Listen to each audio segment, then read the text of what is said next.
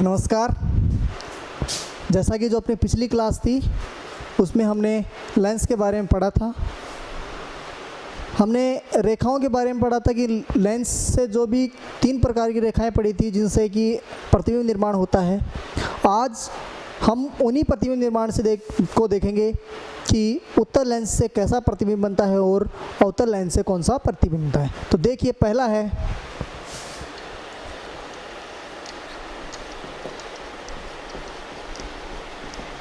उत्तल लेंस से प्रतिबिंब निर्माण।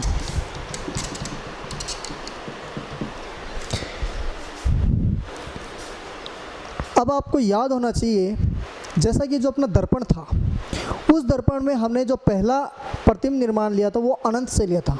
तो इसमें भी हम वैसे ही उसी क्रम में चलेंगे। नंबर 1, जब वस्तु अनंत पर स्थित हो। लेंस कौन सा है? उत्तल।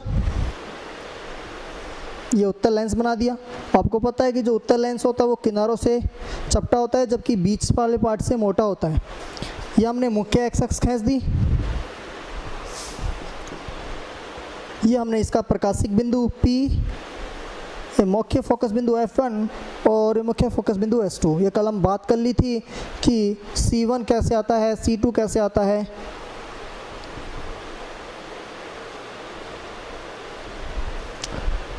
वस्तु कहाँ स्थित है? अनंत पर स्थित है। मान लीजिए वस्तु ये कोई अनंत है। अब आपको पहली किरण याद होनी चाहिए। जब आपतित कोई प्रकाश की किरण मुख्य अक्ष के समांतर होती है तो वह मुख्य फोकस से होती हुई गुजरती है। यह मुख्य अक्ष के समांतर हो गई।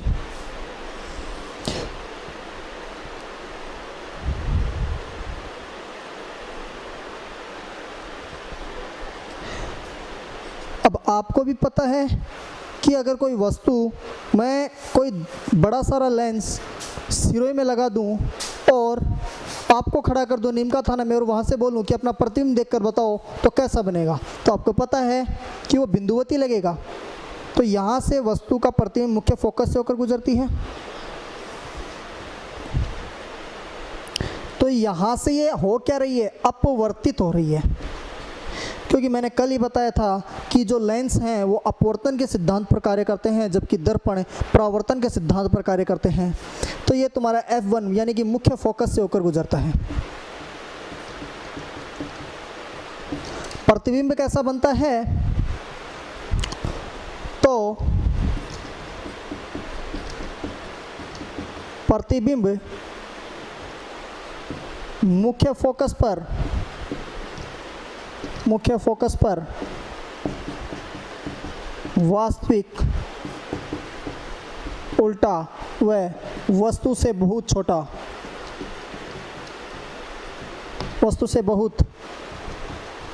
छोटा, मतलब बिंदुवत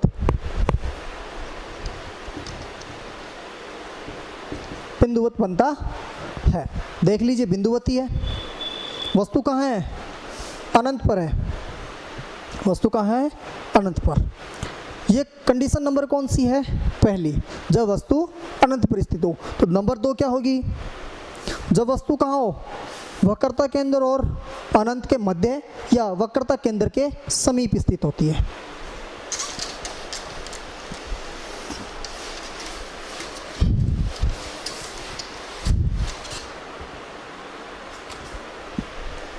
नंबर 2, जब वस्तु वक्रता केंद्र के समीप स्थित हो। तो देखिए, वस्तु कहाँ है? जब वस्तु वक्रता केंद्र के समीप, या दूसरी कंडीशन जब वस्तु अनंत व वक्रता केंद्र के मध्य स्थित हो। तो देखिए,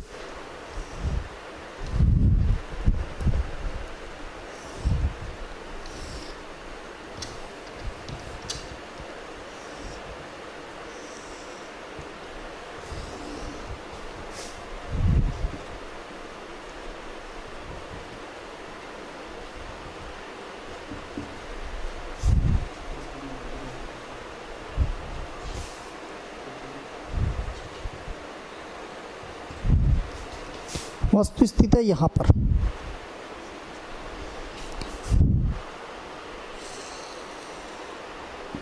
नंबर 1 कहाँ से गुजरेगी? मुख्य फोकस से होकर गुजरेगी। दूसरी, अगर कोई मुख्य फोकस से होकर गुजरती है तो वह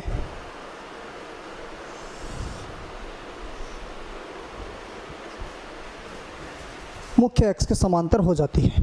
ये नंबर 2।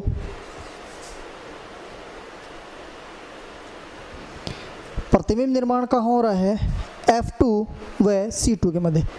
तीर के निशान उल्टे का मतलब मैंने बताया था, दर्पण जो प्रतिबिंब बनता है वो उल्टा बनता है।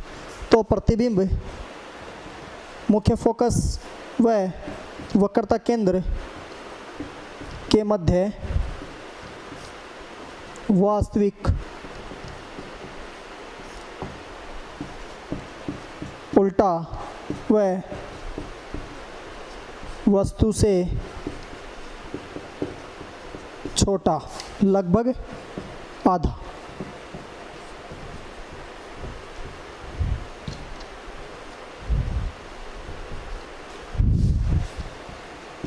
बनता है। यह कंडीशन नंबर 2। आप ये देख रहे हो कि जैसे जैसे हम इस तरफ जाते जा रहे हैं तो जो प्रतिबिंब है हम बिंब को इधर लेकर जा रहे हैं और जो प्रतिबिंब है वो इस तरफ आता जा रहा है। ये हमने दर्पण में भी देखा था और ये सेम सिचुएशन किस में है? लेंसों में भी है। तो इसी फॉर्मूले को अपनाते चलना कि जैसे जैसे हम प्रकाशिक बिंदु की तरफ जाते हैं वैसे वैसे जो प्रतिबिंब है वो उस तरफ से प्रकाशिक बिंदु की तरफ आता जाता है। यह नंबर 2 बात हुई। नंबर 3,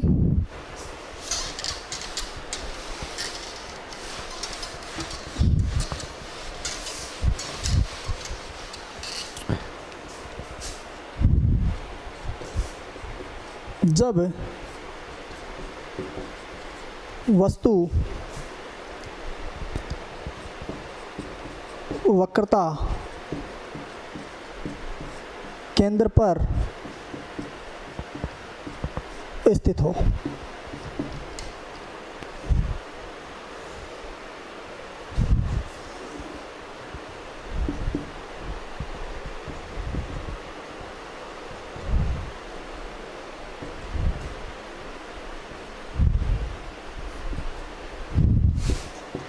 वस्तु कहाँ आ गई? अब वक्रता केंद्र पर। पहली रेखा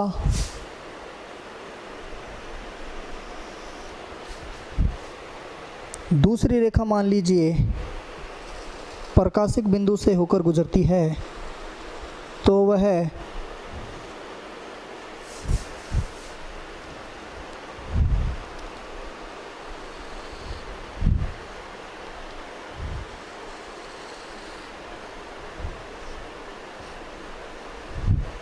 सीधी निकल जाती है। ये रेखा नंबर 3 थी हमारी, ये रेखा नंबर 1 थी। तो प्रतिबिंब कहाँ बनता है? वक्रता बिंदु पर ही बनता है।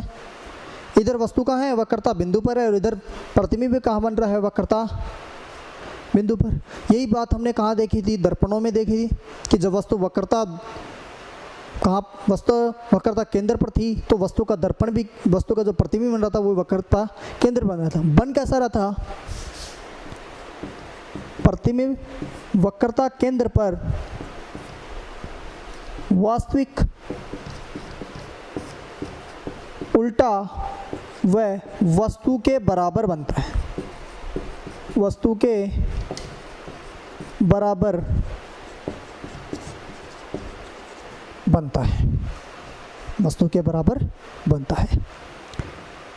नंबर 4 की बात करें,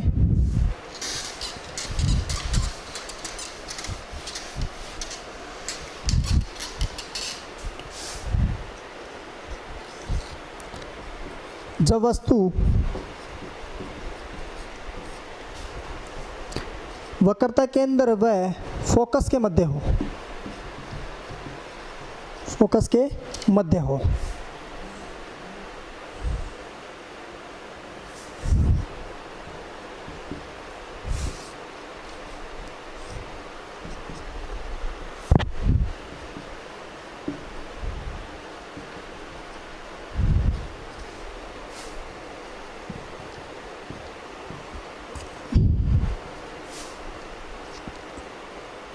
अब वस्तु कहाँ गई?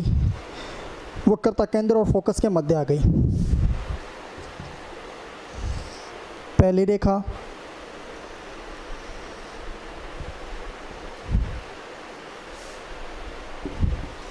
दूसरी रेखा मान लीजिए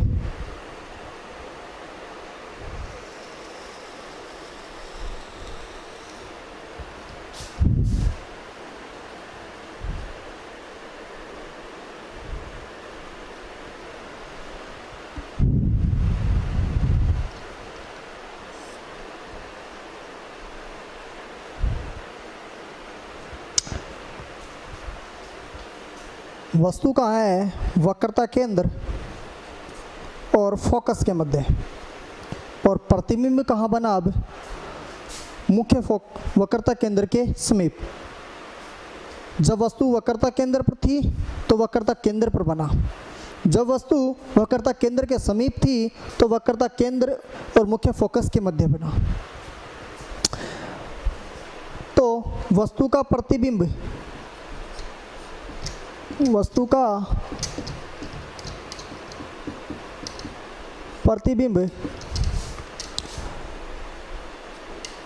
वक्रता केंद्र के समीप, वक्रता केंद्र के समीप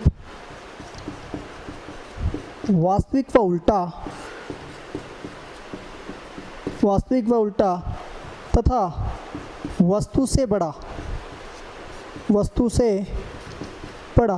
कितना बड़ा? लगभग 1.5 गुना।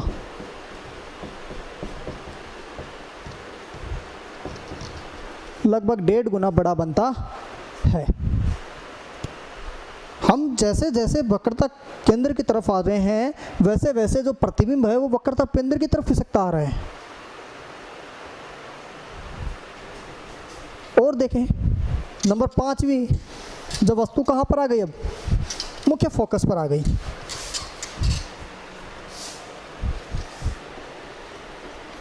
जब वस्तु मुख्य फोकस पर स्थित हो,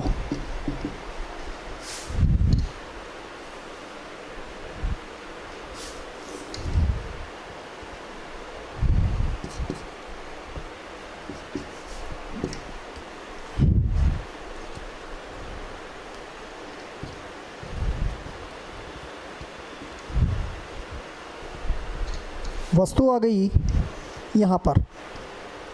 पहली रेखा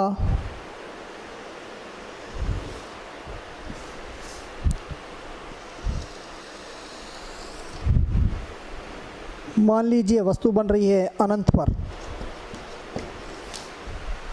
कहाँ बन गई? अनंत पर। ये नंबर 1 रेखा थी, ये अपनी नंबर 3 थी। हमने जब देखा था कि जब वस्तु अनंत पर थी तो प्रतिबिंब कहाँ बना था? मुख्य फोकस पर बना था। अब वस्तु वक्रता मुख्य फोकस पर आ गई तो प्रतिबिंब कहाँ बन रहा है? अनंत बन रहा है। मतलब एक दूसरे के क्या होती हैं? दोनों के दोनों विपरीत होते हैं। वस्तु का प्रतिबिंब अनंत पर वास्तविक उल्टा व वस्तु से बहुत बड़ा बनता है, बहुत बड़ा बनता है। ये हमारी बातें हो गई मुख्य फोकस पर स्थित हो तब वस्तु के निर्माण, प्रतिबिंब निर्माण की। अब नंबर लास्ट, जब वस्तु मुख्य फोकस और प्रकाशिक बिंदु के मध्य स्थित हो जाए तब क्या कंडीशन बनती है? इसको ध्यान से समझना। जब वस्तु फोकस बिंदु व प्रकाशिक केंद्र के मध्य स्थित हो,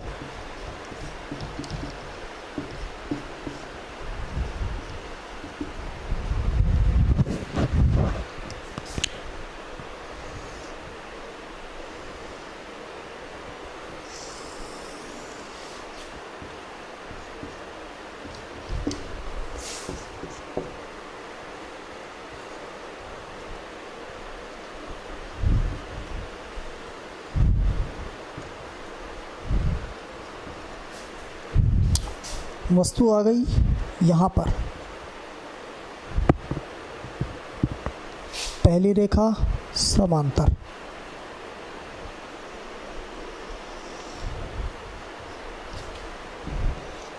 नंबर 2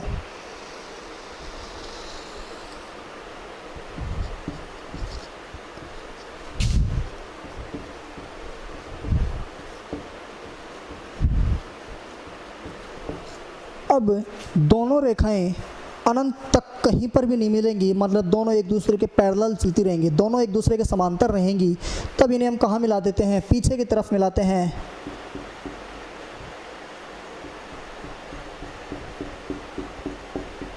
मान लीजिए ये कहीं पर मिल गई, पीछे की तरफ मिल गई, ये ज़रूरी नहीं है कि ये फोकस बिंदु पर मिले या वक्रता केंद्र या फोकस बिंदु पर मिले। तो वस्तु का प्रतिबिंब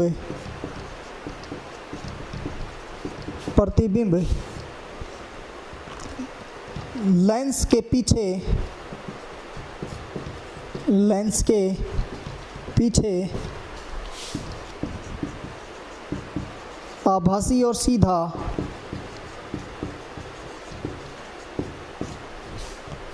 तथा वस्तु से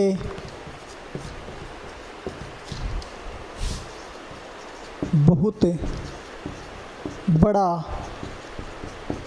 बनता हुआ प्रतीत होता है। जब वस्तु मुख्य फोकस और प्रकाशीय केंद्र के मध्य स्थित होती है तो वस्तु का प्रतिबिंब लेंस के पीछे वस्तु से बहुत बड़ा आभासी और सीधा बनता हुआ क्या होता है? प्रतीत होता है। ये उत्तल लेंस की तुम्हारी 6 कंडीशन हुई। अब बात करते हैं अवतल लेंस से।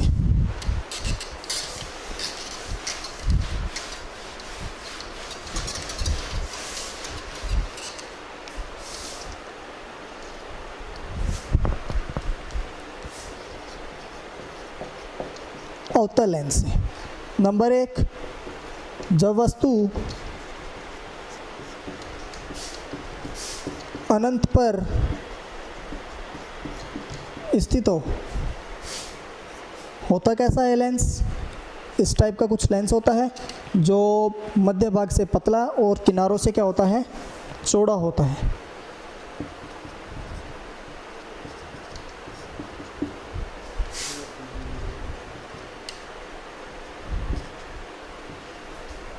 वस्तु है अनंत पर, पहली रेखा। आपको पता है कि जो अवतल लेंस होता है वो अभिसारी होता है, मतलब ये प्रकाश की किरणों को क्या कर देता है? फैला देता है। आपको ये भी पता होगा कि जब वस्तु अनंत पर स्थित, जब कोई भी प्रकाशीय किरण मुख्य अक्ष के पैरेलल होती है तो वह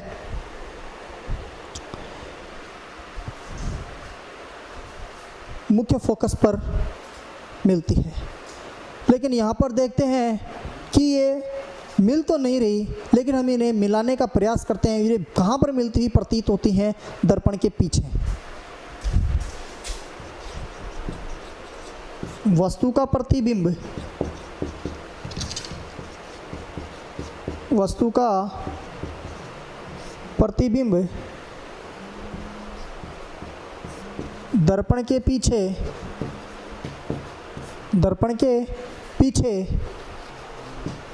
मुख्य फोकस पर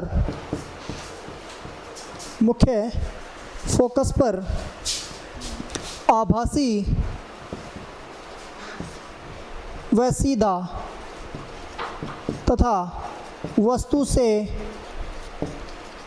बहुत छोटा बनता है, अर्थात बिंदुवत बनता है। जब वस्तु का प्रतिबिंब दर्पण के पीछे मुख्य फोकस पर आभासी सीधा व वस्तु से बिंदुवत बनता है, यह नंबर 1 कंडीशन हुई। नंबर 2, हमने उत्तल दर्पण में जैसे पढ़ा था, जब वस्तु सीमित दूरी पर हो, कि आप उत्तल दर्पण में देखना कि मैंने सीमित दूरियां कौन कौन सी लिखाई थी, उसी की चर्चा करते हैं।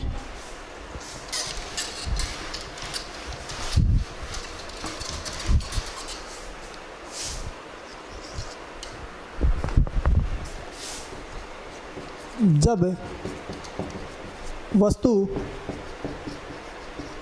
सीमित दूरी पर हो, एक कंडीशन है, वहीं वस्तु का प्रतिबिंब बनेगा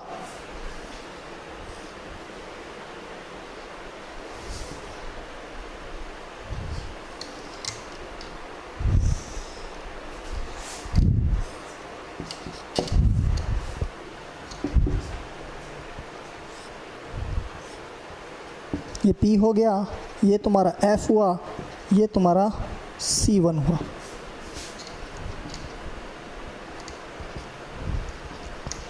वस्तु मान लीजिए इन दोनों के मध्य है, क्या करेगा ये, इनको फैला देगा।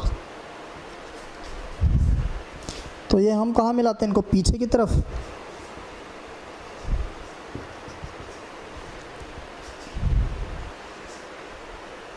दूसरी मान लीजिए मुख्य फोकस से गुजर रही है,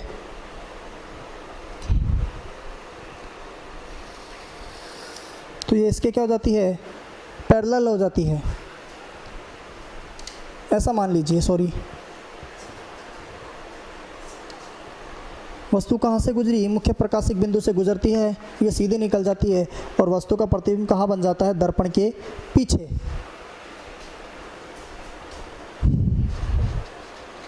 वस्तु का प्रतिबिंब लेंस के पीछे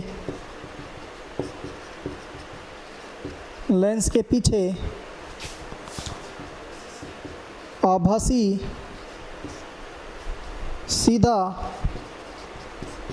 व वस्तु से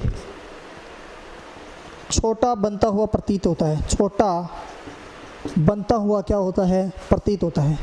चाहे वस्तु वक्रता केंद्र पर स्थित हो, चाहे वस्तु मुख्य फोकस पर स्थित हो, और चाहे वस्तु मुख्य फोकस और वक्रता केंद्र प्रकाशिक केंद्र के मध्य स्थित हो, सभी स्थितियों में वस्तु का जो प्रतिबिंब है वह दर्पण के पीछे बनेगा, वो भी आभासी सीधा और वस्तु से लगभग छोटा, लगभग आधा ही बनेगा।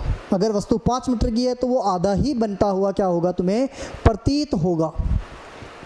ये हमने दो स्थितियां देख ली, अवतल लेंस से और उत्तल लेंस, कॉन्केव और कॉन्वेक्स लेंस से जितने भी जो प्रतिबिंब बनते हैं, और जो भी प्रतिबिंब किससे बनते हैं, अपवर्तन की क्रिया के पश्चात बनते हैं। तो आज यहीं तक करते हैं। अपनी जो अगली क्लास होगी हम इससे अपना जो अगला टॉपिक है वो स्टार्ट करेंगे। Thank you so much.